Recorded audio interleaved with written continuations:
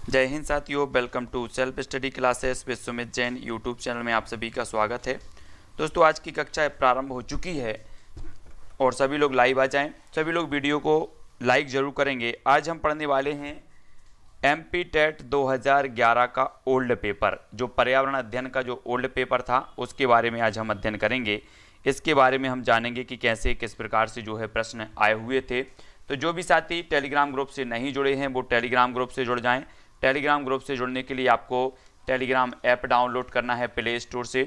उसके बाद आपको सर्च करना है IAS स्टडी ट्रिक और ज्वाइन हो जाना है, ठीक है। तो टेलीग्राम ग्रुप से सभी लोग जुड़ेंगे और वीडियो को सभी लोगों को लाइक करना है।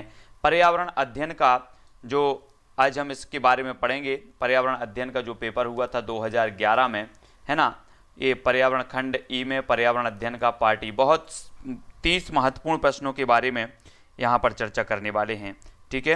तो स्टार्ट करेंगे, सभी लोग आ जाएं और सभी लोग सबसे पहले तो वीडियो को लाइक कर दें, उसके बाद सभी को शेयर भी करना है। पार्ट ई में जो है इसमें एनवायरनमेंट का अलग अलग सेट दिया था और इस सेट के माध्यम से आज हम अध्ययन करने वाले हैं, ठीक है। इसमें क्या पूछा गया था उसके बारे में आज हम देखेंगे। महत्वपूर्ण ये प्रश्न हैं जिनके बारे में हमें जानना बहुत ज़रूरी है।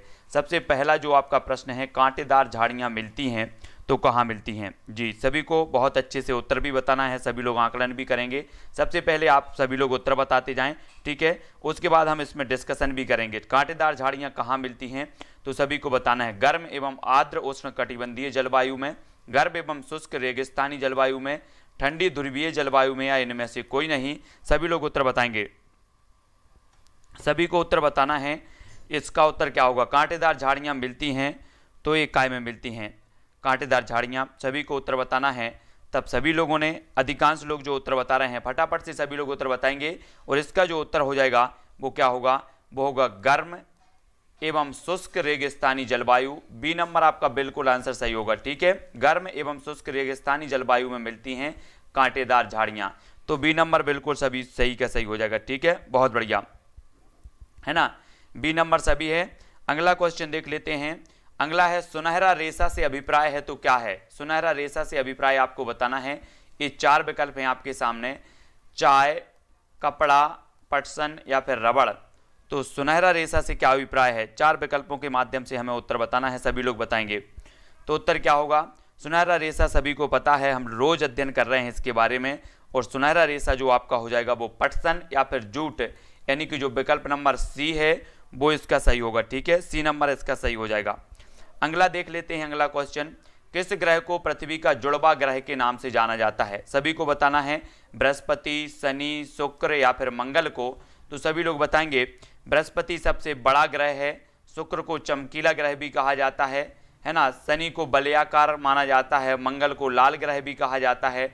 तो पृथ्वी की जो जुड़वा ग्रह कहा जाता है वो किसे कहा जाता है?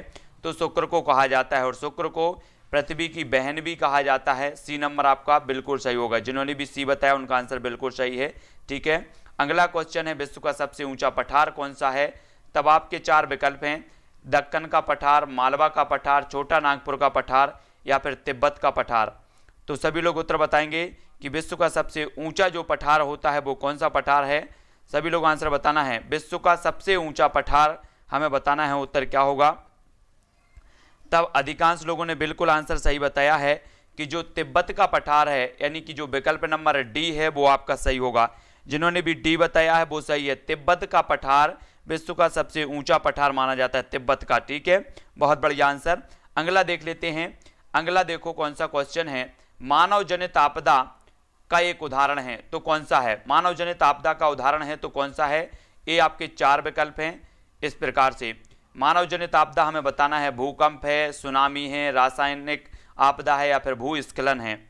तो सभी लोग उत्तर बताएंगे। मानव जनित आपदा का एक उदाहरण कौन सा है? देखो, भूकंप प्राकृतिक आपदा है, सुनामी प्राकृतिक है, भूस्खलन भी प्राकृतिक है। लेकिन अगर रासायनिक आपदा की बात करें, जैसे भोपाल गैस कांड हुआ था तो ये रासायनिक आपदा हुई थी और रासायनिक आपदा ये मानव जनित आपदा मानी जाती है। तो सी नंबर आपका बिल्कुल सही होगा, ठीक है। सी नंबर रासायनिक आपदा। अगला क्वेश्चन देख लो, सौर ऊर्जा एक खाली स्थान है। सौर ऊर्जा एक खाली स्थान है तब हमें बताना है। ये 4 विकल्प हैं, नवीकरणीय हैं, अनवीकरणीय हैं, परमाणु ऊर्जा का स्रोत है या फिर ज्वारीय ऊर्जा का स्रोत है। तब सभी लोग बताएंगे कि सौर ऊर्जा एक क्या है? आंसर बताना है। 4 विकल्प भी हमारे सामने हैं और सभी लोग आंसर बताएंगे। सभी लोग वीडियो को लाइक जरूर करेंगे, ठीक है। सभी लोगों को लाइक करना है और सभी लोग वीडियो को शेयर कर सकते हैं तो शेयर भी करेंगे, ठीक है। तो इसका अधिकांश लोग जो उत्तर बता रहे हैं कि सूर्य जो है ये क्या है, तो सभी लोग अच्छे से आंसर बताएंगे और आपका जो आंसर हो जाएगा कि सूर्य जो है एक नवीकरणीय साधन है। सूर्य ऊर्जा जो है एक नवीकरणीय साधन है, तो ए नंबर जो है आपका बिल्कुल सही होगा, ठीक है। ए नंबर जिन्होंने भी बताया है उनका आंसर बिल्कुल सही है। सूर्य ऊर्जा जो होती है वो नवीकरणीय साधन के अंतर्गत आती है, बिल्कुल सही। बहुत सारे लोगों ने बिल्कुल सही आंसर दिया है, तो ए नंबर आपका बिल्कुल सही हो जाएगा, ठीक है। जिन्होंने भी ये बताया है उनका आंसर सही है। सूर्य ऊर्जा, सौर ऊर्जा जो है एक नवीकरणीय साधन मानी जाती है, नंबर आपका सही है। अगला क्वेश्चन है, इनमें से किस राज्य में काली मिट्टी पाई जाती है? हमें निम्न में से बतानी है। तो काली मिट्टी कहां पर पाई जाती है? जम्मू कश्मीर में, गुजरात में, राजस्थान या फिर झारखंड में? तो निम्न में से उत्तर बताना है, हमें विकल्पानुसार उत्तर बताना है। सभी लोग उत्तर बताएंगे, ठीक है। सभी को उत्तर बताना है। काली मिट्टी पाई जाती है तो कहां पर पाई जाती है? तब आपका जो उत्तर होगा, अधिकांश लोगों ने बिल्कुल आंसर सही बताया है कि जो गुजरात है, गुजरात यानी कि विकल्प नंबर बी इसका सही हो जाएगा, ठीक है। महाराष्ट्र, गुजरात और मध्य प्रदेश में काली मिट्टी पाई जाती है। तब आपका विकल्प नंबर जो बी जिन्होंने बताया है वो आंसर बिल्कुल सही है, ठीक है, गुजरात। अगला क्वेश्चन देखो, अगला क्वेश्चन है साथियों, निम्न में से कौन सा उद्योग दूरभाष, कंप्यूटर आदि संयंत्र निर्मित करता है? अब अच्छे से समझना है, कौन सा उद्योग दूरभाष, कंप्यूटर आदि संयंत्र निर्मित करता है, तो कौन सा उद्योग करता है? सभी लोग बताएंगे। ये 4 हैं, स्टील, इलेक्ट्रॉनिक, एल्यूमिनियम या फिर सूचना प्रौद्योगिकी। सभी को उत्तर अच्छे से बताना है, सभी लोग बताएंगे। तो प्रश्न क्रमांक है अपना और उत्तर बताना है। तब आपका जो उत्तर हो जाएगा दोस्तों वो क्या होगा?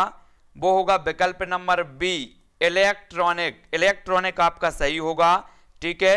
डी इसका सही नहीं होगा, है ना। ये जो डी है ये सूचना प्रौद्योगिकी, ये सही नहीं होगा। इलेक्ट्रॉनिक जो है, देखो कंप्यूटर का निर्माण जो होता है या दूरभाष या टेलीफोन आदि के जो उपकरण बनते हैं वो इलेक्ट्रॉनिक इसका सही हो जाएगा। मैंने सर्च भी किया है और इसको ढूंढा भी था, ठीक है। तो ये इलेक्ट्रॉनिक इसका सही होगा। अधिकांश लोगों ने जो है सूचना प्रौद्योगिकी जो होगा, लेकिन इलेक्ट्रॉनिक इसका सही हो जाएगा। इलेक्ट्रॉनिक जो उद्योग होते हैं उनके द्वारा कंप्यूटर निर्माण किए जाते हैं, दूरभाष यानी कि टेलीफोन आदि जो है निर्माण किए जाते हैं, तो बी नंबर आपका सही होगा, ठीक है।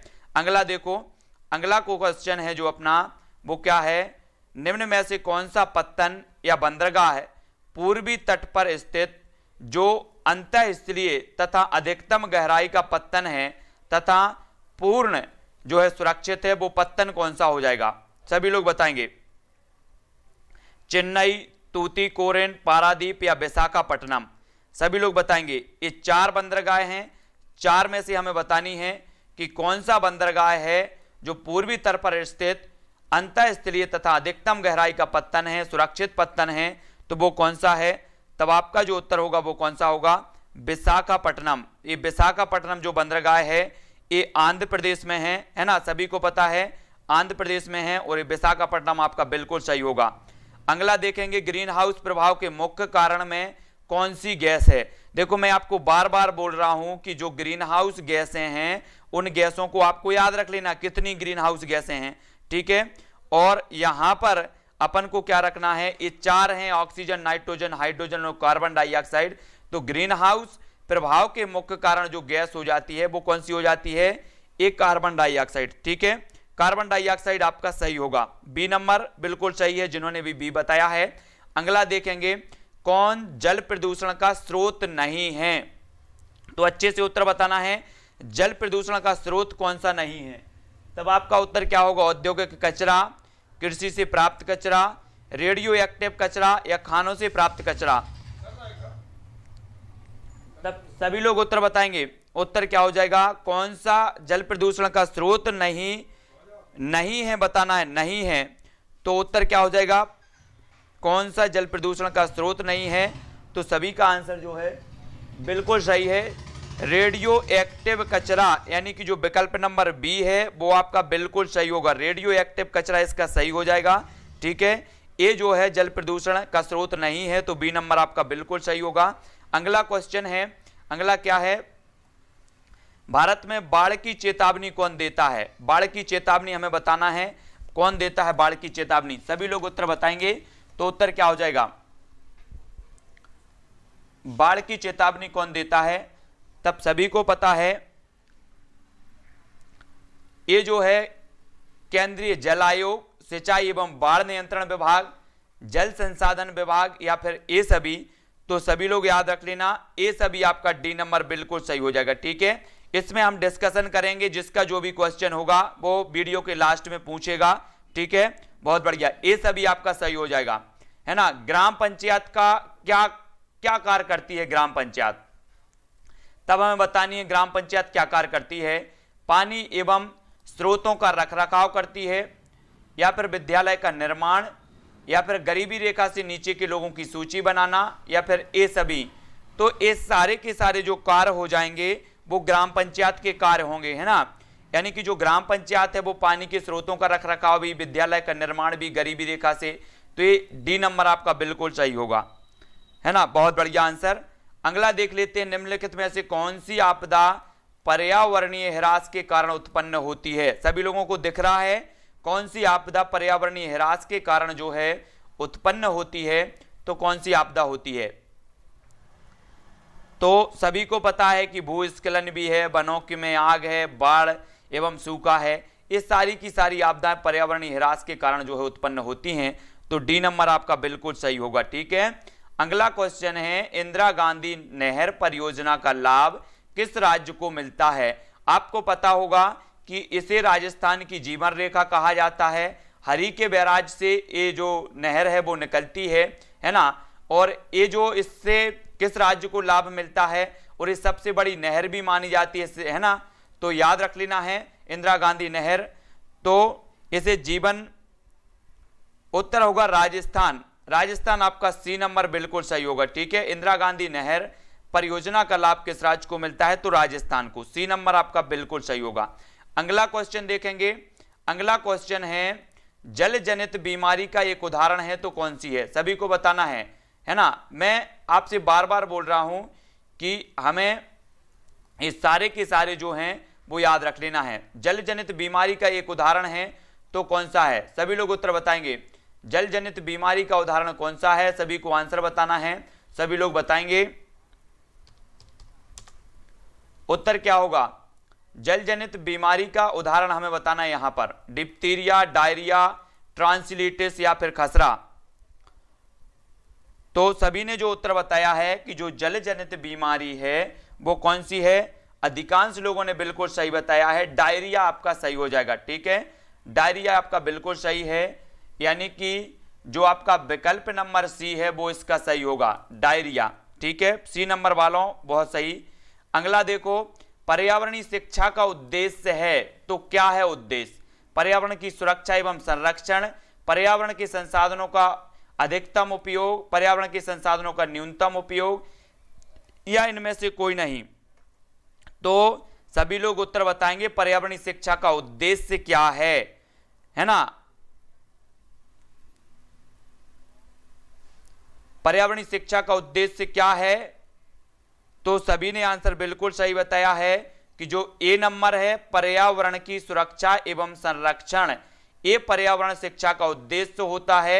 ए नंबर आपका बिल्कुल सही होगा। ए नंबर जिन्होंने भी बताया है उनका आंसर बिल्कुल सही है। ठीक है, ए नंबर वालों का। अगला देख लेते हैं, निम्नलिखित प्रतियोगिताओं में किसका संबंध पर्यावरण के प्रति जागरूकता बढ़ाने से है? जागरूकता बढ़ाने से आपको बताना है, ग्रीन ओलंपियाड, वन महोत्सव, पर्यावरण प्रदर्शनी या फिर पर्यावरणविद दिवस। तो किसका संबंध होता पर्यावरण के प्रति जागरूकता बढ़ाने का? तो बताना है, प्रतियोगिताओं में बताना है, प्रतियोगिताओं में किसका होता है? तब अधिकांश लोगों को उत्तर बताना है, चार विकल्पों में से निम्नलिखित प्रतियोगिता में किसका संबंध पर्यावरण के प्रति जागरूकता बढ़ाने से है? तब आपका जो आंसर हो जाएगा, सभी लोग उत्तर बताएंगे, और आपका जो आंसर है वो क्या है?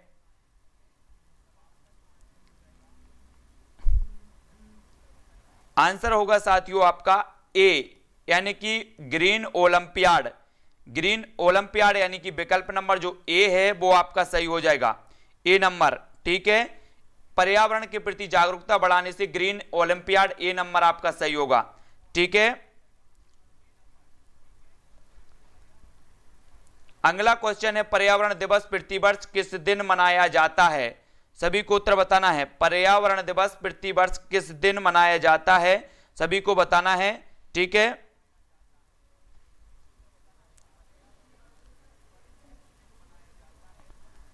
सभी लोग उत्तर बताएंगे।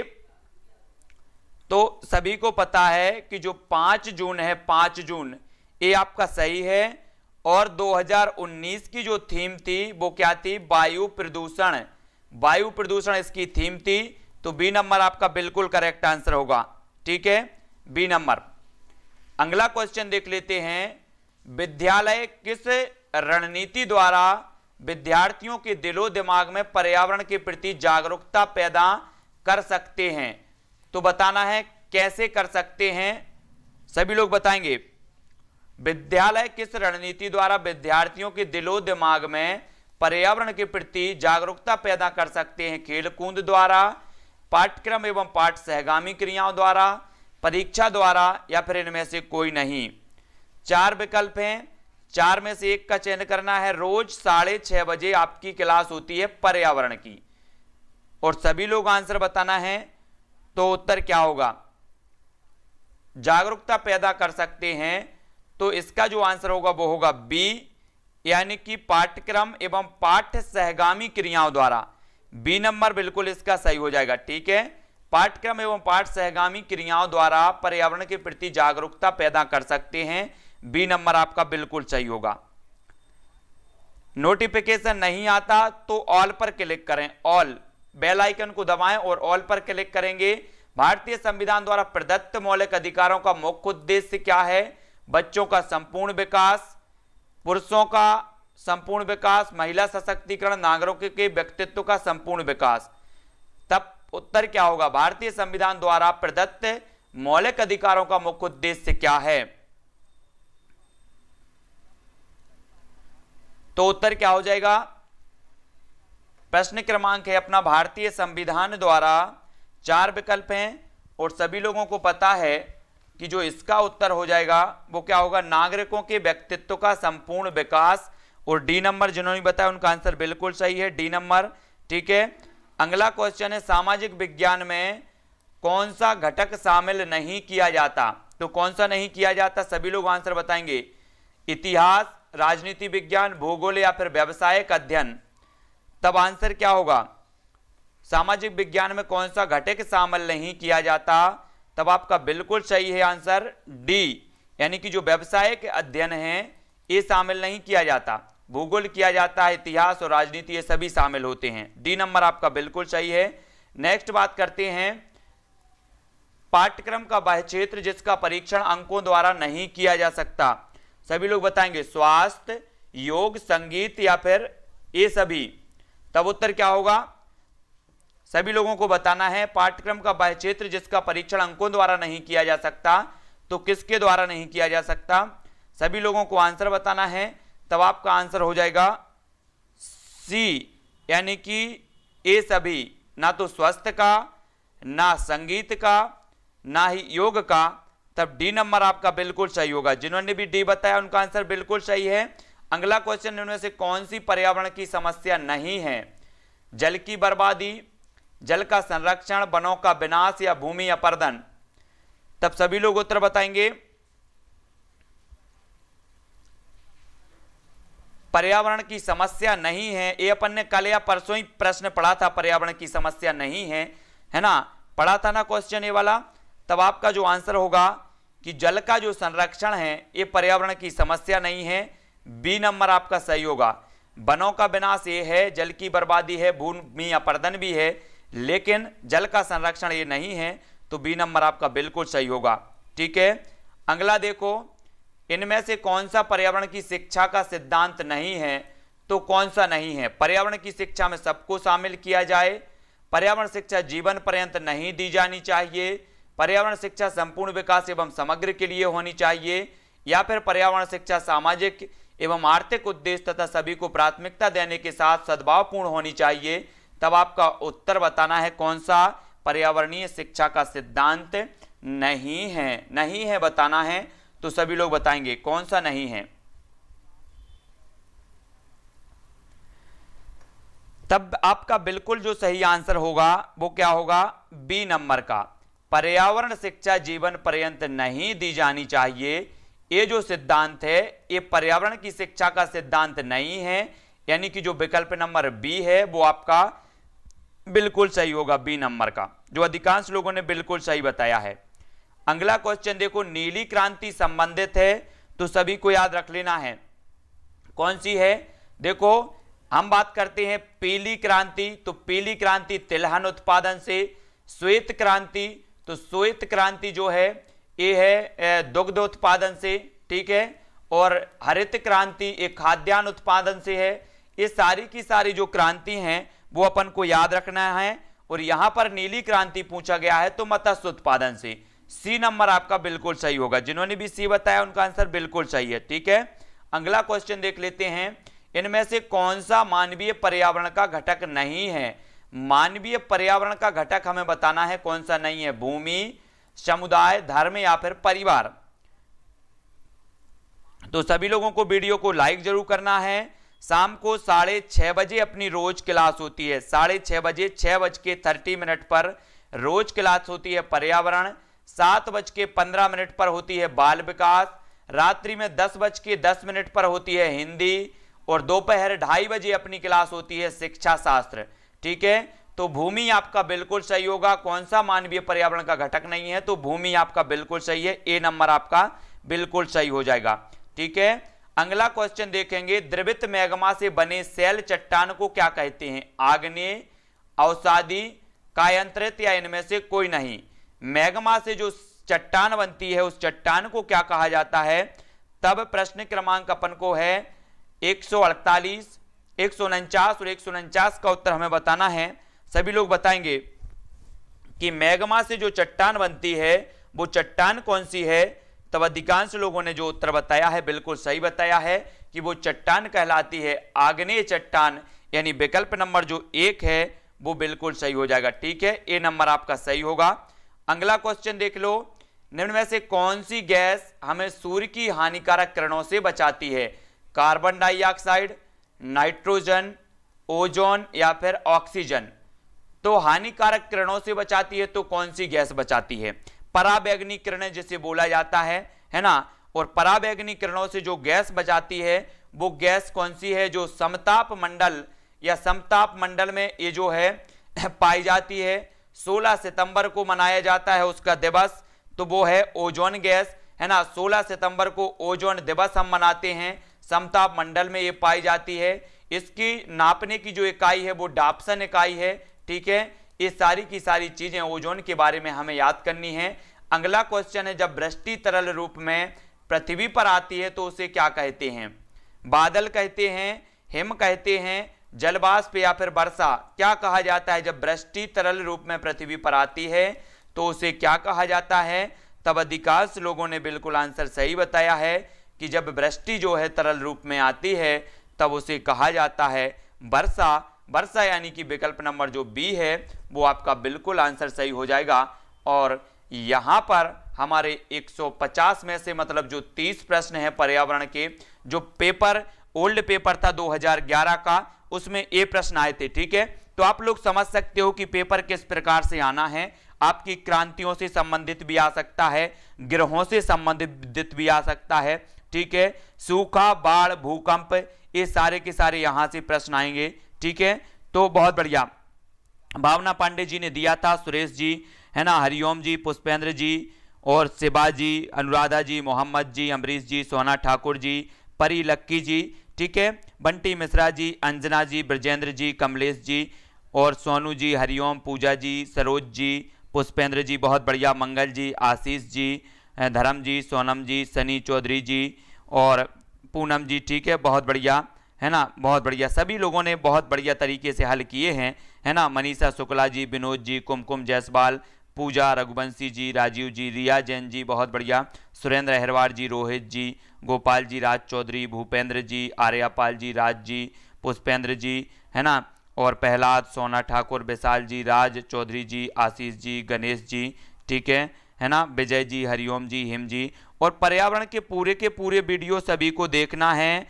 आपकी बिल्कुल रोज होता है अपना 6:30 बजे जो क्लास होती है, हर टॉपिक के प्रश्न आपको मिलेंगे। पर्यावरण की पूरी प्लेलिस्ट बनी है, लगभग 70 वीडियो उसमें डरे हैं। जो भी पढ़ना चाहते वो प्लेलिस्ट में देखेंगे। नेहा नागर जी, SK जी, है ना, हेमराज जी, आशीष शुक्ला जी, बिल्कुल, जय हिंद आशीष जी, परी लकी जी, कमलेश कुमार जी, है ना, और बंटी मिश्रा जी, और आरती गोस्वामी, सोनम जी, है ना।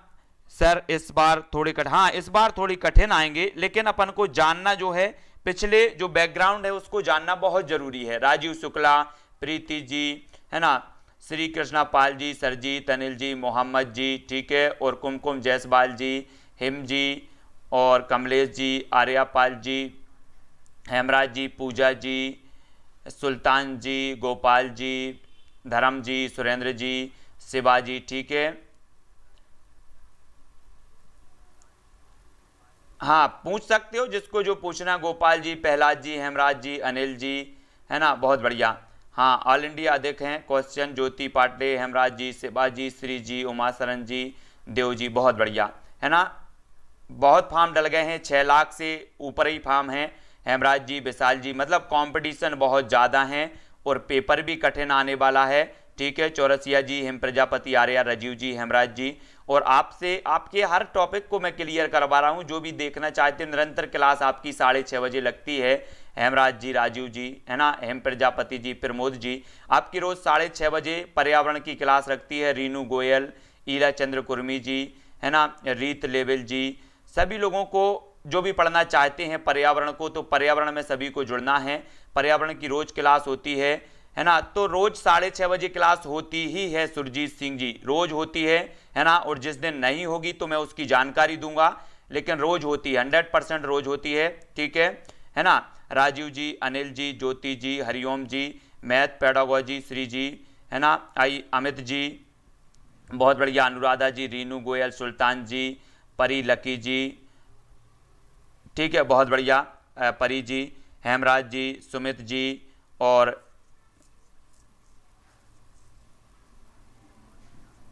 तो आशीष जी, राजीव जी, धर्मदास जी, संस्कृत की पेडागोजी भी पढ़ाएंगे धर्मदास जी। इसी प्रकार से अपनी नेक्स्ट क्लास जो होने वाली है वो होने वाली है काय की, बाल विकास की, 7:15 पर। परी लकी जी देख रहे हैं, सभी के मैसेज देख रहे हैं, ठीक है। समर्थ जी, रीत लेवल जी, सभी के मैसेज में देख रहा हूं। कुमकुम जायसवाल जी, ठीक है। और सभी का एक ही उद्देश्य होना चाहिए कि 130 प्लस का उद्देश्य लेकर के चलना है सभी को, ठीक है ना। काय की कंपटीशन बहुत टफ है। हरिओम जी, और बहुत बढ़िया, प्रीति जी, 130 प्लस लेकर के चलेंगे सभी लोग। 130 प्लस आपका जो भी कट ऑफ है वो 130 प्लस मान के चलो। आशीष शुक्ला जी, ठीक है, हाँ, सभी लोग 130 प्लस मान के चलेंगे कट ऑफ को, और 130 प्लस लेकर के ही आगे बढ़ना है ना। यूथ कंपटीशन की बुक ले ली, बहुत बढ़िया, ज्योति जी, हरिओम जी, परी जी, ठीक है। हाँ, ऑफलाइन सारी वीडियो डली हैं, पर्यावरण की, बाल विकास की, मैथ पेडागोजी, और सारी की सारी जो भी वीडियो हैं, हिंदी पेडागोजी, सब डली हैं। श्री कृष्णा जी, लालचंद कुर्मी जी, सोनम जी, ठीक है। तो नेक्स्ट वीडियो अपनी 7:15 पर होने वाली है बाल विकास की, उसमें भी हम अध्ययन कर रहे हैं, ठीक है। बुद्धि से संबंध अपना अध्ययन चल रहा है, बुद्धि से संबंधित, तो उससे जो भी जुड़ना चाहते हैं उससे जुड़ सकते हैं। आज अपन ने लेवल देखा, थोड़ा सा प्रश्नों को जाना कि 2011 में किस टाइप के प्रश्न पूछे गए थे, ठीक है, बहुत बढ़िया। तो आज की वीडियो पर्यावरण की यहीं पर खत्म होती है। रोज आपकी 6:30 बजे क्लास होती है पर्यावरण की, 7:15 पर आपकी क्लास होती है बाल विकास की, 2:30 बजे आपकी क्लास होती है शिक्षा शास्त्र की, और रात में 10:10 पर क्लास होती है हिंदी की, ठीक है। तो जो भी जुड़ना चाहते हैं वो जुड़ सकते हैं। इस वीडियो के लिए बस इतना ही। जय हिंद।